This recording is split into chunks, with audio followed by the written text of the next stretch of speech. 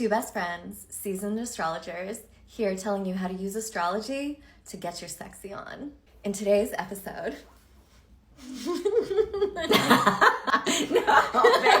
what'd you do to me? In today's episode, we are going to be talking about different lovers that we've had. I can't help it. We're each going to be talking about a former lover of ours with their Mars and Venus placement and how we noticed that their Mars and Venus placement contributed to how they engaged erotically and how we specifically were seduced.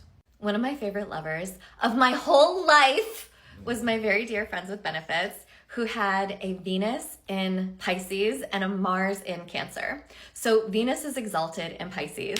And I also have Venus in Pisces. And girl, you don't even have to be that hot if you have Venus in Pisces. Like, you just exude an attractive quality. You are just a living aphrodisiac. Psychedelic. It's on. You know what it's I mean? on. There's something sensual. There's something Venusian about you, and you can feel it. Like this guy too. He was the sweetest, most amazing, best guy. Like, opened doors, tipped big, was like so complimentary to me, and was not stereotypically attractive. Struggled with overeating. Was like, you know, much older. Had gone through many years of drug addiction, and yet just had swagger. Also Venus and Pisces. Yeah. Depression, swagger, addiction. And that Mars in Cancer is the exact opposite, because Mars is in its fall in Cancer. And yet all of that water created this like hyper receptivity. So when we were engaging, he did not rush. He went at the pace of the energy, was so into the foreplay. I have never met a man more into foreplay. And there's this move and dance called bolero, where you like inhale in and you bring the energy up, and it signals to the person following in the dance that something's about to happen. It's suspending this moment in time where you just hold that anticipation. And all that seductive energy is in the pause. God is in the pause. The Eros is in the pause. That man, it's years later and I still think about him. Woo! He brings a smile to my face and he makes me pop my booty out just every time I hear his name. Dude, it's true. Like, shout out to you out there, because like I get to hear it all the time, and her boobity, it does. It just like pops out. She gets all misty eyed. She starts like panting a little bit. She gets like kind of sweaty. His name. She starts pulling at her shirt and say his name. And right. Tell me about your lover, baby.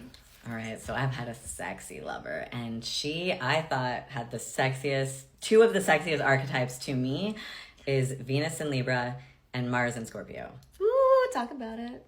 And so Mars in Scorpio, it's like, it's such a steamy thing, because it's like Scorpio is ruled by Mars, but it's also the feminine version of Mars. And so for one, I like women and I like them to be feminine. So that is hot for me. It's a hot Mars placement. And it's like this place where Mars would normally be coming out and penetrating, being young, like expressing itself in the world, but it's in this deep internal, like deep undercurrents of the sign. And it's also this desire to like see what's underneath and like be really not just like aware of those undercurrents, but like in touch with them. This bitch is down. And this bitch is down in a way that's like hats off, because there's also a way where she doesn't have the languaging of like energetic or psychological alchemy or understanding in a lot of ways, but it's like she still shows up in this way that shows so much devotion.